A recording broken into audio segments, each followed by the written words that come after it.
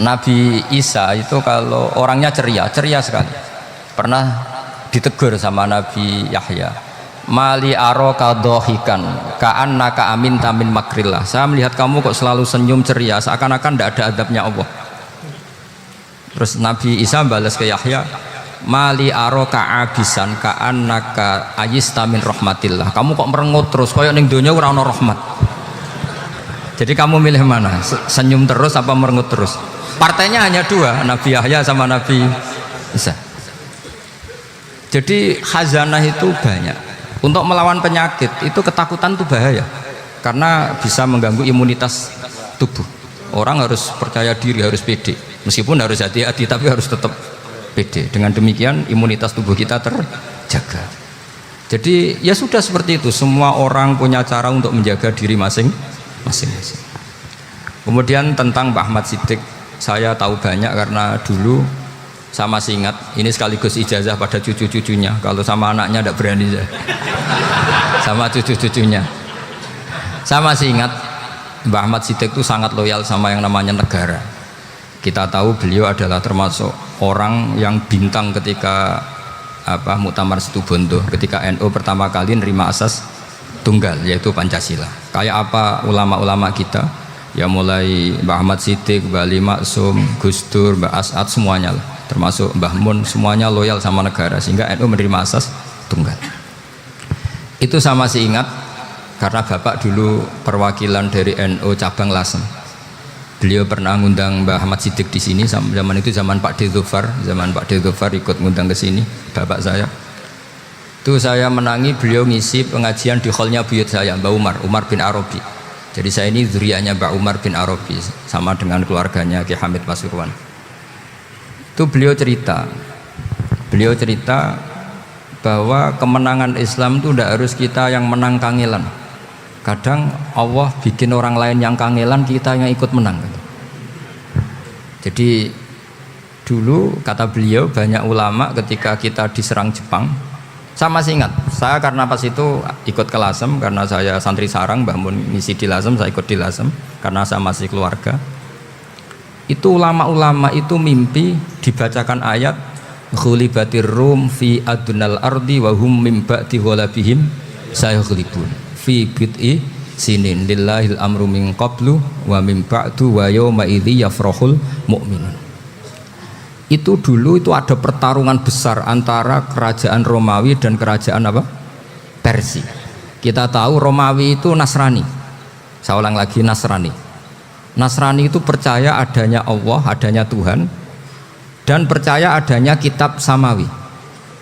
Sementara musuhnya itu Persia, orang yang tidak bertuhan, tidak berdasar kitab samawi. Ketika Persia mengalahkan Romawi, itu orang Islam ikut susah, karena terus dibully sama orang-orang kafir Mekah. Orang kafir Mekah adalah orang yang tidak punya kitab samawi. Katanya orang kafir Mekah, iku lho balamu, jute duwe kitab, jarene di hubungan mbek langit, nyatane perang keok, paling kon yo podo. Jadi ada analogi bahwa kalahnya orang Nasrani itu dianggap simbol kekalahan orang yang bertautan atau berhubungan dengan langit.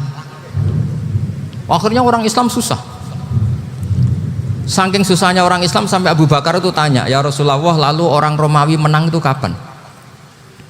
Terus ada surat turun fi bid'i sinin, ya kira-kira 3. Abu Bakar pas itu belum alim-alim amat, jadi ngartikan 3 itu ya 3 betul, sehingga beliau masyhur itu cara Jawa totoan itu kimar. Pokoknya nanti Romawi pasti menang 3 tahun lagi. Akhirnya ketika datang itu taruhannya dengan 10 unta. Datang ke Rasulullah, Nabi menjelaskan, lho ndak, bid'u itu mabena salas ilatis itu 3-9, kamu jangan bilang 3. Ya sudah, taruhannya ditambah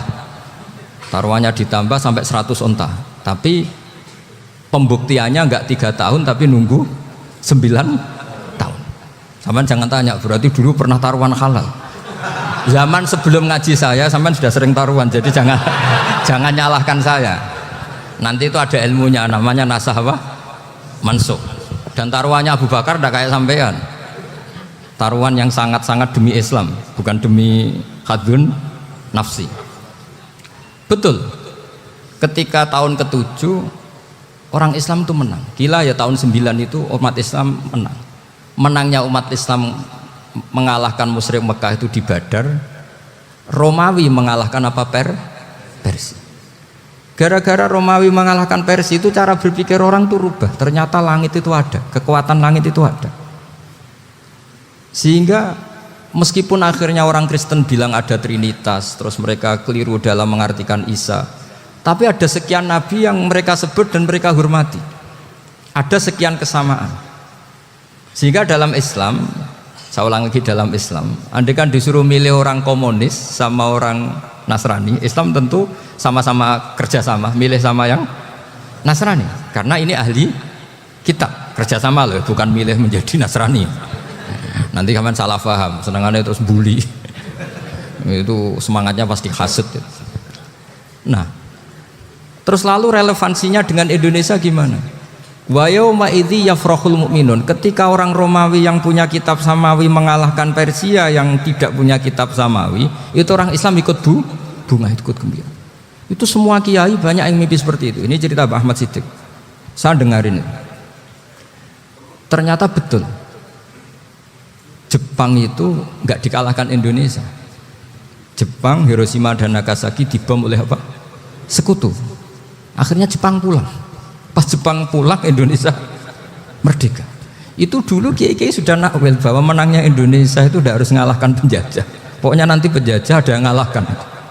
Jadi orang Islam zaman itu tidak bisa mengalahkan Persia, yang mengalahkan itu Romawi. Tapi orang Islam ikut gembira. Itu sebenarnya wa yauma idzi yafrahul mu'minun binasrillah. Jadi orang itu cara berpikir Quran itu beda. Sehingga saya ini cerita ke cucu-cucu Mbah Siddiq karena ya nasabnya sama sampai saya, karena sama-sama sampai Mbah Sambu. Bedanya keluarga saya lewat Mbah Abdul Azim, kalau yang keluarga sini lewat namanya Mbah Yusuf. Itu saudara sama Mbah Abdul Azim, sama-sama sampai Mbah Sambu. Tapi keinginan saya tentu bukan sekedar silaturahim gagah-gagahan diceluk Gus. Celuk Gus repot. Nak ora alim ra pantes. Nak beling ra pantes. Salam templek 1.000 jaluk swarga. Aduh. Dengan kok mentalan yang 1.000 jaluk. Kamu nginep di hotel 100.000 itu tidak cukup, apalagi untuk bayar apa? Surga. Itu nggak sopan sekali. 1 juta ya nggak bisa itu. 100 juta juga nggak jelas juga. Terus sampean mendingan nggak usah salam template. Malah nggak mungkin masuk surga kalau. Jadi dulu yang namanya zuriyah, sampean tenang saja, nasab sampean tidak kalah dengan kita, karena nanti setelah di kuburan itu gus-gus itu nggak penting. Semua kalau ditanya bapak kamu siapa, jawabannya siapa? Nabi Ibrahim. Sudah parmin parlan hilang semua, sudah aman pokoknya nanti. Karena kalau nanti ditanya malaikat bapak kamu siapa, jawabnya Nabi siapa? Ibrahim. Makanya saya itu pemuja Allah yang serius. Sampean ya pemuja Allah, tapi kan kadang kurang alim. Saya ini pemuja Allah serius. Saya itu kalau ngaji, ya ngaji biasa belajar, itu sering nangis seneng. Misalnya saya baca tadi, Miftahul Jannah la ilaha illallah, luang kunci kok dikasihkan. Kita ini masuk neraka gak pantas, enggak bawa kuncinya kok masuk. Harusnya kita ini masuk surga, kita kan pegang kunci surga, gak pegang kunci neraka. Maka aneh kalau kamu masuk neraka itu aneh. Coba kita pegang kunci surga apa kunci neraka? Tapi kadang teman saya soal rokok anu kunci ini karena tidak ada pintunya. Terus saya bilang, kamu kok tahu? Memangnya mau ke sana, kata saya. Saya tidak punya rencana tahun neraka. Karena nanti di antara syafaatnya Quran itu orang kalau mau masuk neraka tidak jadi. Ya nggak apa-apa ya, diatur sendiri. Jadi di antara syafaatnya Quran itu orang nggak jadi masuk neraka. Jadi syafaat itu ada 2, dari neraka diangkat ke surga, dan itu bisa lama itu. Tapi kalau syafaatnya Quran itu yang belum masuk neraka supaya nggak jadi masuk neraka. Karena neraka juga punya aturan, dia juga kena aturan fikih. Jadi betul ini, saya ada guyon. Jadi kena konstitusi apa? Fikih. Sama tak ceritani syafaatnya Quran itu ada orang itu beling itu fasik. Itu dihafal surat Tabarok. Hafal betul. Tabarakalladzi biyadihil mulku wa huwa ala kulli syai'in qadir alladzi khalaqal mauta wal hayata. Pertanyaannya gini, boleh enggak orang menginjek surat Baqarah? Boleh enggak? Enggak. Padahal orang hafal Quran itu artinya ayat itu ada di hatinya. Fa inna wa ta'ala la yu'adzibu qalban wa al-Qur'ana. Allah tidak akan menyiksa hati yang menyimpan Quran, yang jadi flash disknya Quran, yang jadi rekaman Quran. Singkat cerita orang ini hafal. Pas ketemu Mungkar Nakir prosedur kan, ini orang fasik mau diantemin sama Mungkar Nakir. Prosedur ya, dia kan prosedur standar. Si surat Tabarok akhirnya menjelma jadi seseorang yang gagah berani. Kamu nggak boleh nyiksa orang ini. Saya ini kalamullah. Kalau kamu nyiksa dia berarti nyiksa saya. Kamu berani sama kalamullah. Wah ya tidak berani jadi Mungkar Nakir. Tapi orang itu nakal, harus saya gebukin. Tapi kata Quran tadi, tapi saya di situ pasti kena saya. Oh debat, nggak ada lajnahnya, ini nggak ikut. Kalau Gus Wirjon ikut jadi lajnah. Kalau jadi lajnah pasti kroninan. Kalau santrinya dimenangkan nanti. Akhirnya debat. Ya sudah kita ketemu Allah. Akhirnya Mungkar Nakir sama Quran tadi surat Tabarok datang sowan sama Allah. Terus kata Allah, memangnya kenapa Mungkar Nakir? Saya harus nyiksa dia karena dia fasik ya Allah. Memangnya kenapa surat Tabarok? Saya ada di situ. Menurut aturan orang tuh nggak boleh injak-injak Quran. Kalau dia nutuk saya, nutuk Quran, itu harus dikasih tahu fikihnya Mungkar Nakir. Akhirnya Allah ngendikan gini ke surat Tabarok. Ya sudah terserah kamu. Kalau terserah pulau Gusti, Mungkar Nakir nggak boleh nyentuh orang ini. Ya sudah selamat. Sehingga terus itu sama baca di termasuk mujizatnya surat Tabarok di tafsir Ibnu Katsir banyak. Karena tadi logikanya malaikat itu juga kena aturan fikih. Sehingga banyak ulama termasuk Said Muhammad ngendikan pertanyaan Mungkar Nakir itu tidak semua orang kena. Kalau semua orang kena nanti kalau tanya Nabi Muhammad, waman nabiyuka? Kacau kan jawabnya. Nabi kamu siapa? Lu saya ini nabi. Ya kan? Lah nanti kalau pas ketemu Nabi Ibrahim, waman abuka? Jadi repot kan? Makanya ada kiai yang guyon kalau ditanya marabbuka, saya ini guru tauhid sembrono. Saya ini ngajar Ummul Barohin, kamu tanya marabbuka. Masyhur itu keramatnya Imam Malik itu. Ada ashabu Malik, rajulun min ashabi Malik. Beliau ditanya Mungkar Nakir marabbuka manabiuka. Imam Malik datang, ini seumur-umurnya itu ngajar tauhid. Kok kamu bedai enggak sopan kamu? Dan kita berharap barokah sampean ngaji nanti itu. Yes. Malaikat itu anak sungkane itu. Jadi itu ada juga. Dan saya meskipun guyon itu serius. Bedanya orang alim sama ndak itu di situ. Kalau orang alim itu guyon itu masih bener, masih serius. Coba saya bacakan ayatnya. Ala inna auliya Allahi la khaufun alaihim wa lahum yahzanun. Terus lahumul busyra fil hayatid dunya fil akhirah. Artinya kalau Mungkar Nakir dengan penampilan garang gitu, berarti ada ketakutan apa enggak? Ada, padahal ciri utama walinya Allah tidak ada ketakutan. Makanya itu termasuk dalilnya Sayyid Muhammad, tidak semua orang alami seperti itu karena wali-wali itu la khaufun alaihim wa lahum yahzanun. Wah anak kiai ketemu karena kerja buat tidur wedek. Iku rezeki ora kok pertanyaan itu, nak konan santri piye? Lho isen wis kiai dihanjuti Mungkar Nakir. Malu gak kira-kira? Mesti pelengahan konan santri piye? Nak jawabannya gampang karena pernah ngajar tauhid. Makanya Sayyidina Ali ini cerita ini ada di kitab Nurul Dholam, sama di kitab Nurul Dholam karangannya Syekh Nawawi Banten.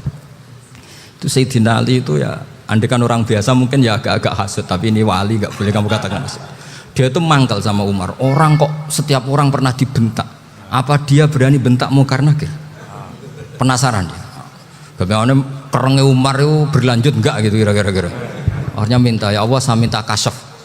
Ya karena yang minta Sayyidina Ali karena mau wajah dituruti sama kasyaf. Dilihat Sayyidina Umar pas meninggal itu. Jadi hasud itu ya kadang penting asal baik. Loh betul bahasa Kanjeng Nabi kadang la hasada illa fisnaten. Itu Nabi bahasakan ya hasad. Gus Wirson aja yang nafsirkan ghabtah. Itu kan gaya-gayanan sebagai ulama. Aslinya Nabi ngendikannya itu la hasada illa fisnaten. Ulama yang ganti itu namanya ghabtah. Wong Nabi sendiri nyebut hasad kok kamu tafsiri goblok. Ya hasad ya hasad. Udah ndak usah ditawil-tawil pokoknya gitu. Kalau sampean nggak percaya nggak apa-apa. Kok gitu aja kok repot. Karena sampean nggak percaya kemungkinannya dua. Satu nggak ngerti. Dua sama-sama alim kan dari awal kalau sama-sama alim kan laisali alimin ayuqallida aliman akhor. Kita nggak perlu saling mengikuti. Ngapain hasud? Biasa aja. Akhirnya Sidina Ali kasih. Pas Umar bangun, setelah mati kan bangun, setelah meninggal bangun. Mungkar Nakir datang dengan perangai yang sangat garang. Itu digambarkan Sidina Ali matanya itu kal kidril ghali. Kayak apa? Kendil yang apa? Mengangang. Wah seru. Sidina Ali senang, paling takut ini Umar. Senangnya bukan main, wah ini mesti takut Umar. Biasa. Ternyata enggak, Umar malah bangkit. Woi Mungkar Nakir ya. Kamu tahu menghadapi siapa? Itu betul ya?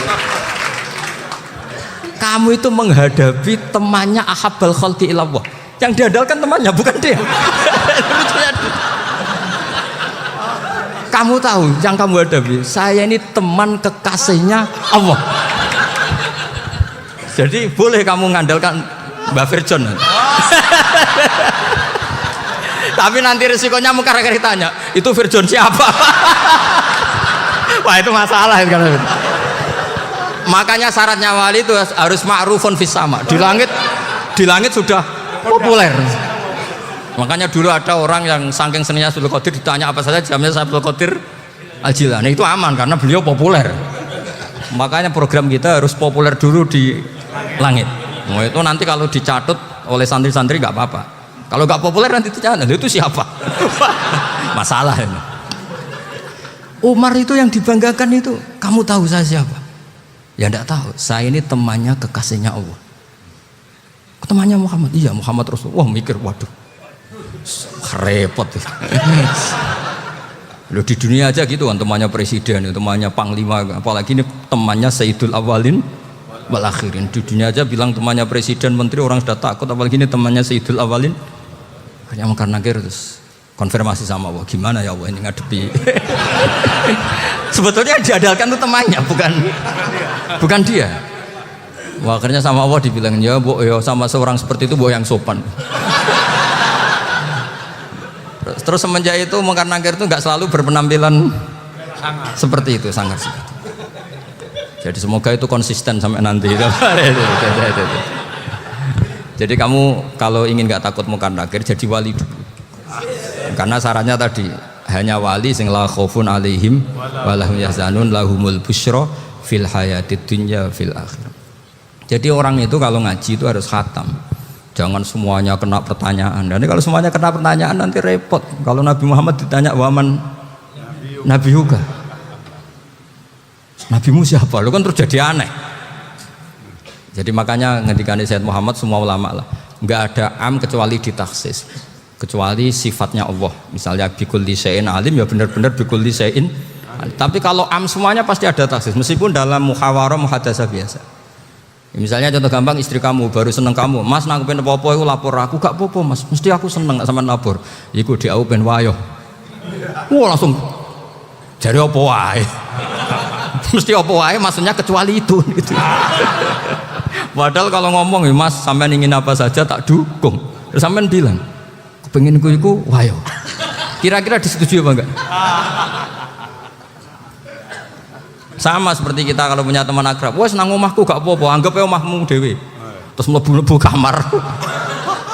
Jadi tidak ada am kecuali ditaksis. Artinya kalau ada cerita bahwa orang mati pasti ngalami ditanya Mungkar Nakir, itu pasti ada am yang ditaksis. Itu pasti tidak dialami para anbiya, para auliya. Karena ciri utama wali itu la khaufun alaihim walahum yahzanun. Kemudian saya yang mau cerita ya supaya sampean bisa menghadapi dunia global ini, tak bawa tafsir Munir termasuk tadi. Kenapa orang Islam Rasulullah SAW itu lebih senang kalau yang menang itu orang Nasrani Romawi ketimbang yang menang itu orang Faris, dalam hal ini ateis. Karena orang ateis itu lebih ngeri.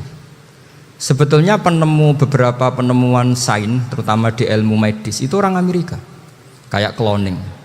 Tapi orang Amerika itu masih dilarang oleh gereja untuk mengaplikasi, karena nanti bayi cloning itu dipakai suku cadang. Di Amerika masih ditentang oleh fatwa-fatwa agama, baik Islam maupun Kristen. Tapi di Cina itu dipraktekkan, karena nggak ada halangan agama. Di Cina itu biasa ada kondom diolah lagi jadi alat-alat aksesoris. Di Amerika tidak ada karena masih ada agama, masih ada larangan. Sehingga orang Islam itu lebih takut kalau yang menang itu Persia, karena terus cara berpikir ternyata Tuhan itu tidak ada, langit nggak ada perannya. Jadi ketika yang menang Nasrani masih berpikir itu pertolongan Tuhan, meskipun mungkin cara mengatakan Tuhan beda dengan kita. Tapi ada satu kesamaan bahwa kekuatan samawi itu ada.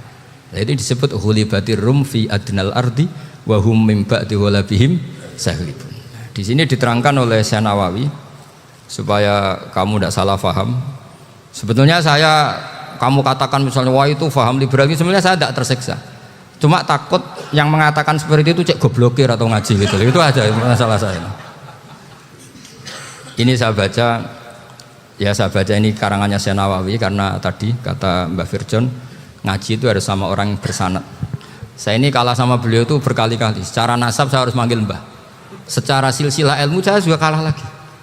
Saya sering disewani sama cucu-cucu Syekhona Khalil. Kiai Siddiq itu termasuk murid dekat beliau, Syekhona Khalil. Kalau itu berarti kan Gus Firjon, Ahmad, terus Mbah Siddiq. Mbah Siddiq ngaji Syekhona Khalil. Syekhona Khalil itu pernah ngaji langsung sama Sayyid Zaini Tahlan. Berarti beliau dari Sayyid Zaini Tahlan itu baru generasi kelima. Sementara saya itu sudah ke-7 atau ke-6. Saya, Mbah Mun, Mbah Karim misalnya, Mbah Hashim, Mbah Mahfud Termas, Sayyid Abi Bakar Sato, yang ngarangnya Anatul Thalibin, baru Sayyid Zaini Tahlan. Berarti saya ke-7, kalah lagi. Tapi untuk jadi wali biasanya cepat saya. Karena syaratnya jadi mbah itu ngalah demi putu. Jadi kalau beliau ngotot, saya dulu Gusti, saya mbahnya. Wah itu mbah yang nggak baik. Pasti jatahnya dikasihkan apa? Cucunya dulu. Makanya Abdul Muthalib itu orang yang dapat wangsit, tapi yang jadi nabi itu cucunya. Jadi dalil saya banyak. Sebenarnya Abdul Muthalib itu sudah sering dapat wangsit, karena saya bahasakan wahyu, nabi yang protes, enggak nabi kok dapat wahyu. Tapi sebetulnya Abdul Muthalib itu masyhur. Kalimat-kalimatnya menunjukkan bahwa beliau itu sudah dapat wahyu kalau nanti cucunya itu jadi apa? Nabi. Makanya senangnya bukan main Abdul Muthalib sama Rasulullah. Putu seneng mbah, seneng putu. Jadi mungkin, jadi sampean enggak usah protes loh. Ya, yang jadi wali kok cucunya. Loh, betul. Dulu Mbah Hamid Pasuruan itu kalau Mbah Ahmad Siddiq ke sana, Mbah Hamid Pasuruan kalau manggil Mbah Ahmad Siddiq itu paman. Tapi pamannya minta ijazah ke ponaan. Apa ya gara-gara itu memang. Kalau itu masih berlaku apa? Ngalah tadi. Kayaknya masih apa? Hawane masih. Hawane masih. Karena melihat tren-tren langit masih gitu kayaknya masih. Masih itu. Ya, tapi mbahnya tetap dapat jatah, tenang saja nanti. Tapi memang sebaiknya mbah itu legowo. Rasulullah Muhammad SAW itu terkenal min dzurriyyati Ibrahim. Tapi kata Rasulullah, ana dakwatu Ibrahim wa bisyaratu Isa. Aku nganti ngene iki barokah dongane Nabi siapa? Ibrahim. Jadi dongane Nabi Ibrahim dia tiba teng putu. Jadi banyak bukti bahwa jatuhnya ke putu gitu. Tadi saya di kamar sama beliau berduaan. Nih Mbah sing dadi wali di sini, aku webah. Cocokan tadi. Nah, kenapa saya akhir-akhir ini gulirkan daftar wali? Kenapa? Saya ini resah ya, orang sudah ingin dicintai pejabat, dicintai tetangga, dicintai teman. Tapi kadang-kadang orang lupa lagi dicintai Allah. Makanya saya meskipun guyon, tapi ini amdan, bukan sahwan. Supaya orang punya cita-cita lagi jadi wali, ingin dicintai Allah. Kita ini terlalu lama ingin dicintai makhluk. Mbok ya naik kelas sedikit lah. Ingin dicintai Allah Subhanahu wa Ta'ala. Meskipun saya guyon, tapi tadi guyon saya tuh lebih serius ketimbang serius Anda. Karena tak pikir. Saya tuh kalau pergi itu seneng ngebis, bukan karena saya tidak punya mobil, tapi saya sering mau butuh itu supaya nggak diganggu. Karena saya tuh harus punya waktu sendiri. Kalau bis kan ketemu orang nggak kenal, tapi sekarang ya agak susah, banyak yang kenal. Dan susahnya lagi gak minta ijazah, minta foto. Aduh. Repot tuh. Mau dibenci itu umatnya Rasulullah Shallallahu Alaihi Wasallam. Mau disetujui itu sanatnya mana? Kalau ketemu orang alim minta apa? Foto. Itu nggak ada sanatnya. Nggak tahu saya itu mazhab dari mana itu. Ya mazhab milenial yang jelas itu kan. Ini tak baca ya biar dapat. Karena ini kenangan saya sama Mbak Ahmad Siddiq. Saya masih ingat betul beliau ngisi hallnya Mbak Abdullah bin Umar, berarti abahnya Mbak Hamid. Karena mbah saya itu Fatimah binti Khalid bin Umar. Kalau Mbah Hamid itu Hamid bin Abdullah bin Umar. Itu saya masih ingat betul zaman itu Mbah Hamid setiap hall di Lasem itu rawuh dan saya derek mbah saya karena masih misanan datang ke Lasem. Itu beliau pasti itu ngisi sama Mbah Mun. Mbah Mun masih muda, Ki Ahmad Siddiq sepuh senior. Itu beliau cerita bahwa dulu ketika Indonesia dijajah Jepang itu para kiai mimpi dibacakan ayat Ghulibatir Rum fi adnal ardi wa hum min ba'di ghalabihim. Terus ada kiai yang tanya takwilannya gimana? Ya nanti Jepang pulang bukan karena kita yang mengalahkan, tapi Jepang ada yang mengalahkan sendiri meskipun tidak kita. Kayak dulu Faris tidak dikalahkan Islam tapi dikalahkan Romawi, tapi yang senang umat Islam. Wa yauma idzi yafrahul mu'min. Itu luar biasa ulama-ulama kita. Delalah kejadiannya Indonesia seperti itu. Yaitu kita tidak mengalahkan Jepang, tapi Jepang pulang sendiri karena dikalahkan apa? Sekutu. Ya ini saya baca. Ini tidak usah dicek bacanya benar apa enggak. Sudah aman apa? Aman. Karena kalau saya salah itu ya sengaja. Artinya ya sengaja saja. Ya biasa maksudnya. Saya kemarin ngisi di Pondok Peloso, di Pondok Al Munawir Jogja. Salah itu ada dua. Ada salah yang memang benar-benar salah. Itu enggak apa-apa, bisa dimakfu. Karena mesti sangke wong goblok salah yang terus itu. Ada salah bawaan ilmu, itu repot tuh dadaninnya. Karena misalnya kita yang biasa belajar qiraah sab'ah wayah sibuhu, mesti diulang lagi wayah sabuhu. Karena qiraahnya Imam Asim itu hasibah yah sabu bifathis sin. Sementara kita kalau ngaji kitab kulino yah sibu. Sehingga kita yang biasa belajar sab'ah itu kalau baca kitab itu kayak orang bingung. Kadang-kadang yang ngaji juga bingung. Gus Pak mocok di bulan pelin. Ya tepat-tepatan. Ada yang mengatakan Gus Pak bingung. Ada yang mengatakan Gus Ba alim alamah, ya tepat-tepat nasib tadi. Karena memang ya sab'ah memang seperti itu. Misalnya kufuan itu Imam Asim baca kufuan. Tapi beliau punya murid namanya Syu'bah. Itu kalau baca kuf'an. Makanya kita itu ini kan khataman Quran ya. Jadi saya menyinggung sedikit tentang qiraah sab'ah. Tadi beliau juga sudah tak kasih kitab saya Hifdzuna Liyadal Mushaf. Sama tak ajari latihan sab'ah. Memang angel ya. Makanya yang nggak bisa itu wong pinter. Sudah tahu angel ya nggak usah diteruskan kan. Orang menghindari barang angel itu pinter apa goblok? Pinter. Berarti wong goblok pinter. Saya tuh makanya sama orang goblok tuh respect. Jadi orang alim tuh angel apa gampang? Angel. Menghindari barang angel pinter apa goblok? Loh, orang menghindari barang angel pinter apa goblok? Pinter. Berarti wong goblok pinter. Jadi saya sama orang-orang goblok itu respect. Sudah tahu jadi orang alim angel ya barang angel ya harus dihindari. Makanya saya ini insya Allah umatnya Nabi yang termasuk yang terbaik. Amin. Karena mencintai umatnya Nabi termasuk yang goblok. Wah, itu tidak gampang itu. Ya, karena tadi sudah tahu ya. Seperti itu loh orang naik Panjat Pinang. Itu yang naik karena ingin hadiah. Yang nonton sudah tahu wah licin kok dinaikin mau keplotok ya. Tapi orang sepakat yang nonton juga pinter karena sudah tahu ribet kok. Tuku yang pasar kena lah apa mana. Sama juga gitu. Ngalim tafsir angel, ngalim fikih angel. Tak karek ngaji ngerekam kan gampang. Itu pinter apa goblok? Pinter. Iya. Makanya kula niku mbok burohno ngono tok. Saya tadi dinasihati Mbak Firjon muga-muga hati saya selamat. Saya itu meskipun kata orang banyak, muhibin saya banyak, tapi saya insya Allah tidak riak. Saya itu pakai kitab namanya Tasbidul Fuad, itu karangannya Said Abdul Al-Haddad. Ketika beliau punya muhibin banyak ditanya, bagaimana ya Habib Anda menjaga hati Anda? Jamnya Said Abdul Al-Haddad itu unik. Innama azzamu Allah. Mereka itu sebenarnya menghormati Allah, cuma butuh sarana, dan itu saya. Jadi saya tahu sampean semua itu mencintai Quran, mencintai sunnah Rasul, mencintai hadis-hadis Rasul. Cuma sampean kan karena nggak paham, terus manfaatkan saya. Jadi sebenarnya saya ini korban.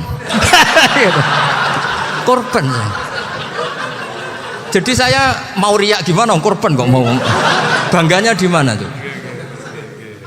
Coba sampean misalnya ngaji tafsir, belajar sendiri kan susah. Terkibnya susah, maknanya susah, bahkan beli kitabnya kadang tidak kuat. Loh, untuk jadi alim tafsir itu kan harus beli kitab. Loh, saya sering belajar kitab itu jutaan. Tafsir Tobari, saya pernah beli kitab Fakhrur Razi itu berapa coba? 27 jilid. Karangannya Fakhrur, belum karangannya ulama modern, Imam Sa'rawi. Itu berapa jilid? Itu jutaan. Saya kemarin juga dihadiahi kitab Pak Quraish Shihab namanya Faidul Bari fi Syarhil Bukhari. Pak Quraish Shihab yang terkenal. Ya sering diskusi sama saya. Saya ngasih hadiah beliau ngasih hadiah saya. Oh itu harganya nggak kuat. Tidak kuat kadang di Indonesia nggak ada coba. Dan sama orang hebat menghindari kesulitan itu. Nah, kesulitan itu, Gus Bak ngaji ikut, kalau nggak paham dirukokno rekamannya sudah gitu. Pinter mana sampean nambah saya? Pinter sampean kan? Bikin sosis susah, beli aja kok repot kan. Nah, makanya nggak boleh orang bilang, wah aku goblok reso tafsir, aku wong pinter. Makanya nanti kalau saya ketemu Nabi tidak termasuk orang yang mentahkir orang Islam. Kafa bil mari isman ayah kira akhahul muslim. Jadi cukup orang itu dosa kalau menyepelekan orang Islam, termasuk darani sampean goblok itu dosa. Caranya nggak darani goblok ya tadi di logika tadi. Alim itu angel, ngendari angel itu pinter, berarti wong bodoh pinter ya sudah gitu. Tapi tetap bodoh. Tapi ini satu cara untuk saya respect gitu. Coba orang yang ngaji tafsir saya banyak, mungkin ribuan. Itu sebetulnya mencintai Quran. Karena Quran adalah kitab suci yang panduannya umat Islam. Sangat mencintai Quran. Terus kemudian mereka nggak paham. Terus mencari orang yang memahamkan. Burohno lah cara Jawane. Terus keren saya itu di mana coba? Lah terus mereka kurang ajarnya gini, kalau paham itu ya alhamdulillah paham. Kowe nak ngaji Gus Bae ngono tok. Tapi nek ora paham, ora nyalano akal ya. Mari Gus Bae nerangno cepet, mulane gak paham. Ora kok nyalano teke sing lelet. Oh kan masyaallah, naudzubillah tenan. Sebetulnya tingkat kurang ajarnya tinggi Gus sebenarnya. Jadi kalau nggak paham itu kadang nggak nyalahno uteke. Kayak mau misalnya, mau mari mikir aja jelas. Padahal misalnya jelas orang mesti paham, bodoh ya. Paham ya? Jadi kata Sayyid Abdul Haddad, innama azzamu Allah. Sebenarnya mereka itu sangat menghormati Allah. Makanya kita nggak perlu mengatakan wasilah itu kafir, nggak akan. Karena orang tawasul sama Rasulullah itu ingin dapat ridhonya Allah lewat orang yang dicintai Allah. Kita mencintai wali sebenarnya, wah itu kekasih Allah. Kita mencintai itu karena mencintai Allah. Sama seperti gini, kamu mencintai kangkung apa enggak? Sebenarnya sama sekali enggak. Tapi kamu ingin sehat, ada asupan gizi. Kamu ingin tubuh kamu sehat, butuh asupan gizi. Kemudian kamu makan kangkung. Apa terus kamu cinta kangkung? Kan enggak. Cinta kesehatan kamu sama. Orang yang mencintai saya sebenarnya ingin kepuasan rohani. Saya kan termasuk kiai yang torekonya gampang.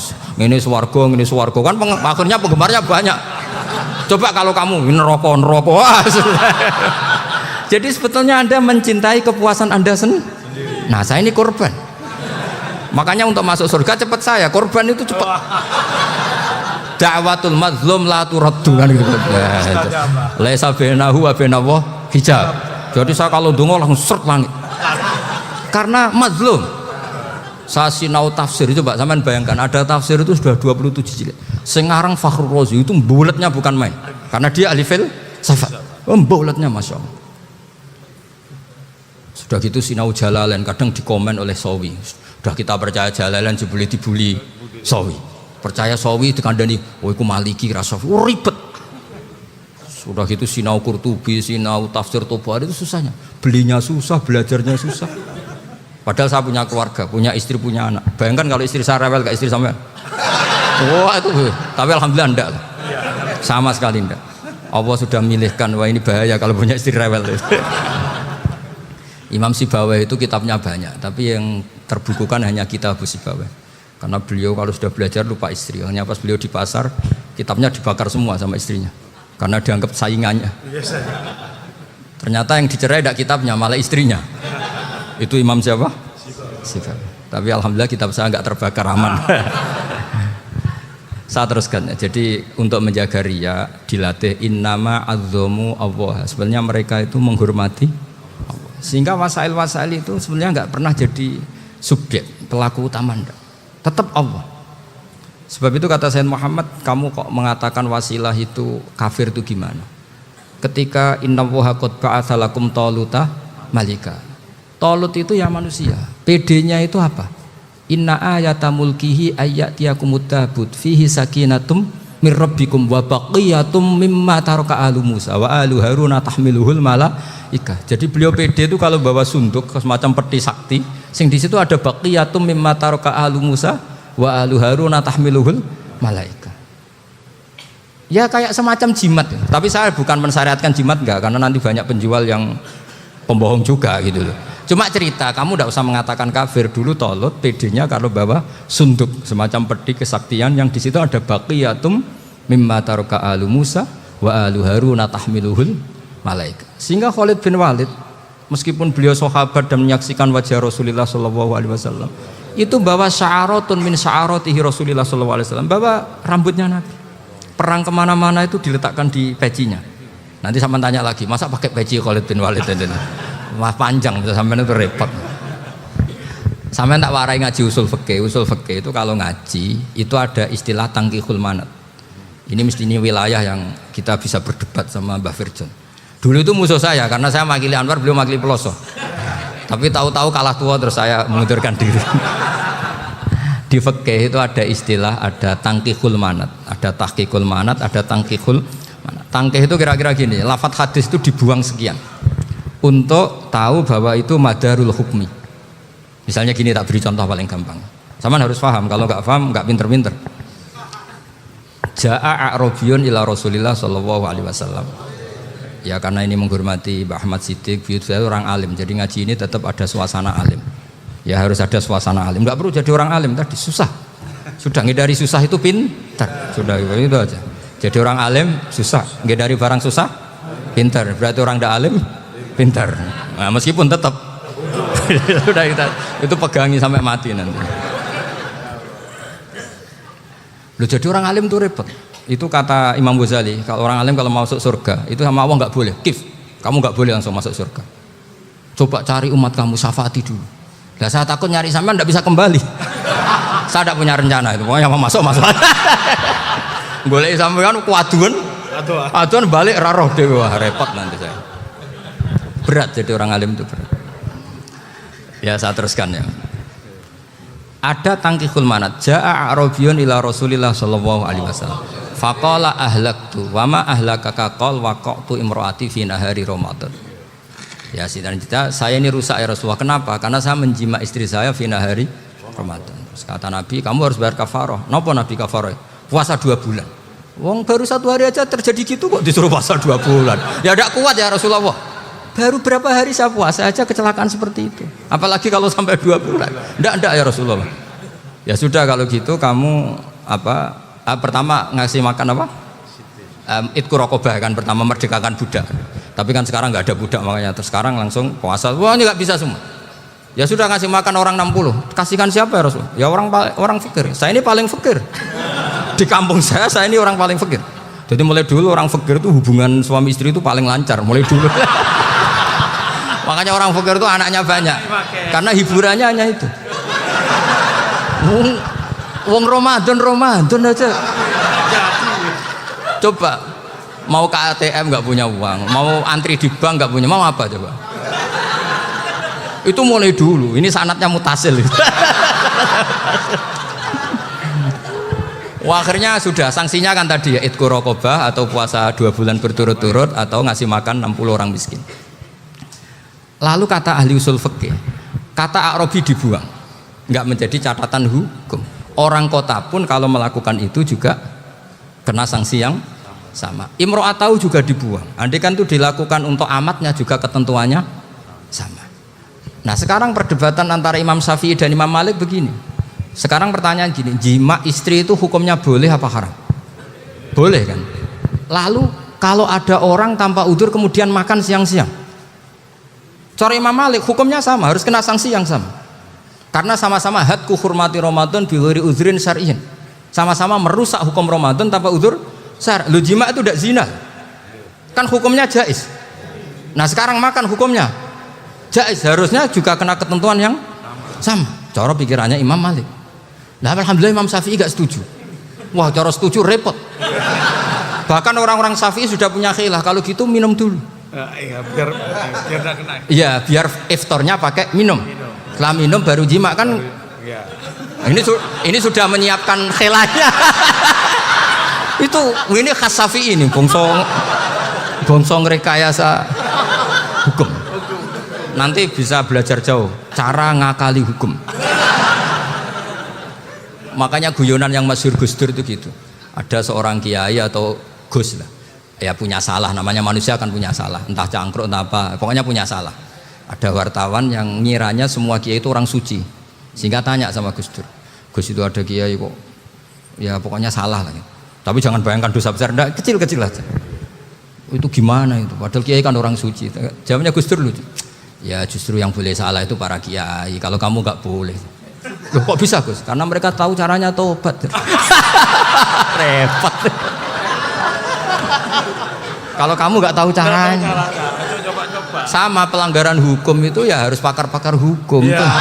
Itu yang tahu caranya rekayasa. Kalau kamu ya kena pasal kan ya.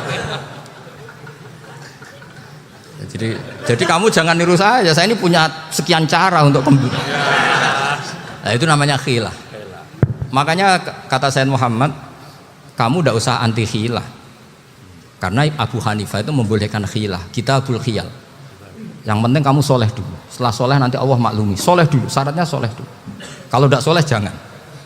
Contohnya gini, ada orang mau puasa lemes sekali, mau makan, gampang. Kalau langsung makan kan kayak hatku hormati Ramadan biwari udrin sarian. Aku langsung mau jembera sowan Mbah Firjon. Sudah status saya apa? Musafir. Ya sudah, berangkat aja sampai Tuban makan. Nanti kalau nggak jadi ya nggak apa-apa sudah. Kan mulai pergi sudah musafir. Saya tidak tahu nanti malaikat tertarik ngebuki nggak tahu. Tapi itu ada khilafnya, asal soleh lah. Karena kata Sayyid Muhammad dan semua kitab mengatakan itu. Kalau sama nggak tahu ya kebablasan. Nabi Ayub, nabi yang terkenal Gudiken itu siapa? Ayub ya. Nah, itu yang Israiliyatnya akan seru lah. Gudiken dikukur bek kreweng itu terlalu lah kalau itu. Untuk kreweng konti ning Arab ora ono kreweng itu sudah masalah itu. Singkat cerita, Nabi Ayub ketika diasingkan kaumnya itu kan nggak punya sumber makanan. Lah orang lelaki itu mulai dulu egois. Istrinya Nabi Ayub itu cantik sekali, udah cantik, rambutnya bagus. Makanya kamu nggak usah tanya kenapa istrinya kayak banyak yang cantik. Ya, warasatul anbiya, nggak boleh mungkin. Kalau nggak cantik ya warasatul anbiya dari segi balak. Istrinya Nabi itu semuanya cantik. Nggak usah tanya sebabnya apa, pokoknya gitu, semuanya cantik. Singkat cerita, beberapa kali istrinya Nabi Ayub itu kerja demi bisa nafkahi Nabi siapa? Suatu saat itu tidak ada pekerjaan yang cukup untuk beli roti. Satu-satunya peluang dapat rezeki itu putrinya raja itu rambutnya berondoli. Terus ada sayembara siapa yang rambutnya bagus mau dibeli. Sampai rambutnya istrinya Nabi Ayub itu dijual. Nabi Ayub tersinggung karena itu mengurangi kecantikan. Jadi lelaki mulai dulu gitu. Udah nggak urun kalau istrinya nggak cantik itu komplain. Itu khasnya lelaki. Jadi kalau kamu gitu ada sanadnya juga, tenang saja ya. Komplain ya pegawaian itu. Saking mangkelnya Nabi Ayub terus ngendikan la adriban naki mi'ata sautin. Kamu akan saya pukuli dengan mi'ata sautin atau dengan 100 cambukan. Atau mi'ata dikhtin atau mi'ata apalah sesuai konteks zaman itu. Engko nak muni pecut tuku konti kok ribet lagi. Singkat cerita akhirnya ketahuan bahwa istrinya menjual itu demi Nabi Ayub. Allah nggak ridho kalau kekasihnya yaitu istrinya Nabi Ayub wis perjuangan kayak gitu malah kena hukuman. Tapi Allah juga nggak ingin kekasihnya yang bernama Ayub melanggar sumpah. Padahal beliau sudah sumpah, wallahi demi Allah nanti tak pukul dengan 100 kali. 100 kali dengan lidi lah misalnya, contoh yang gampang tuh lidi. Akhirnya sama Allah dikasih satu solusi. Wa khud biyadika dikhtan fadrib bihi wala tahnas. Ya sudah, lidi itu ikat jumlahnya 100. Terus pukul sekali saja. Anggap saja sudah 100. Iku pangeran sing wari ngakali ngono iku pangeran. Tapi syaratnya soleh. Syaratnya soleh. Jadi kalau kamu anti khilaf berarti anti ajarannya Allah di ayat itu. Wa khud biyadika dikhsan fadrib bihi walata. Itu dulu ada, ini cerita di Ithaf. Ini cerita terakhir, ini sudah, sama jangan nama sudah. Terus pengumuman tadi yang nggak pernah sepuh ngutang saya itu haram tadi. Karena tadi saya punya kewajiban di rumah yang bisa menggugurkan ya kewajiban yang lebih besar. Lebih besar itu ya tadi bisa pernah guru, pernah sepuh. Yang jelas nggak umur. Umur sampean menangkap itu. Tua-tua serepot itu. Ada raja itu ganteng kaya, senengannya nikah perawan cantik. Itu semua kampung mesti kenal. Mungkin digilir atau gimana pokoknya. Suatu saat ada pemuda suka sama perempuan yang di kampungnya, cantik sekali. Kemudian pemuda ini ternyata pekerja di kerajaan itu. Tiap hari ditanya, wah itu yang di kamu yang cantik siapa? Mau saya nikahin gini. Wah bahaya ini saingannya raja. Jadi yang dibidik pemuda tadi itu saingannya. Si raja ini orang yang namanya raja kan gengsinya tinggi. Kaifatang kihuha wa qad ra'aitu qad qabbalaha rajulun. Kok mbok nikah piye? Saya tuh pernah melihat dicium lelaki. Wah, gak mau. Gak gelem wis kadung ditambung wong lanang waqat qabbalaha rajulun. Saya pernah melihat sendiri qabbalaha rajulun, dicium oleh lelaki. Wah, sudah gak minat raja langsung gak keren. Suatu saat pemuda tadi nikahi perempuan itu. Rajanya marah-marah. Kamu lelaki gak punya harga diri gini. Gak punya selera, gak punya harga diri, sudah pernah dicium orang kok tetap dinikah. Terus bilang ke raja, ta'rif manir rajul, lelaki itu siapa? Abuha. Kamu tahu lelaki itu siapa? Sopo? Abuha. Bapaknya. Saya kan hanya bilang rajulun. Pernah dicium lelaki. Lah pikirannya raja itu lelaki kue-kue ngene iki. Tapi butuhnya canom mau rojo ben gak sido itu aja tuhnya. Baru kayak digulirkan gitu wakot kebalah rojulun. Wah nggak mau. Setelah itu suatu saat pegawainya tadi nikahi perempuan. Kamu nggak punya harga diri gini. Kamu tahu mandir rojul Bapak Abu. Wah nak ngono aku gak apa-apa. Lah monggo sakniki wis bojo kula. Ora trimo wis diambung wis macam-macam. Lah itu namanya khilah. Apa? Khilah. Kalau di Balawa disebut tauriyah atau apa. Tapi saya tidak ngajari sampean seperti itu. Sudah pinter sebelum saya ajarin. Bangsa ngakali kan sudah pinter. Ya ini terakhir tak baca Arabnya saja nanti. Bismillahirrahmanirrahim. Biar dapat barokahnya Syekh Nawawi juga barokahnya guru-guru. Bismillahirrahmanirrahim. Wasababu nuzuli hadil ayati annahu kana baina farisa war rumi qitalun wa kanal musyrikuna yawadduna antaghliba farisu ar-ruma li anna farisa kanu majusiyan ummiyin wal muslimuna yawadduna ghalabatar rum ala faris liqaunihim ahla kitabin. Jadi zaman dulu orang Islam lebih senang kalau yang menang itu orang Nasrani. Kalau bandingannya ateis. Karena bagaimanapun percaya kekuatan langit. Sementara orang ateis sama sekali tidak percaya kekuatan. Apapun bedanya kita dengan Nasrani itu ada kesamaan, yaitu percaya adanya kekuatan langit. Sehingga ketika orang Romawi kalah itu orang Islam ikut susah. Paham ya? Makanya ini tak baca biar sampean enggak macam-macam pikirannya. Fab'atha Kisra saat terusnya, ya pokoknya seperti itu. Akhirnya Rasulullah SAW berdoa lebih senang yang menang itu Rom karena ahli kitab.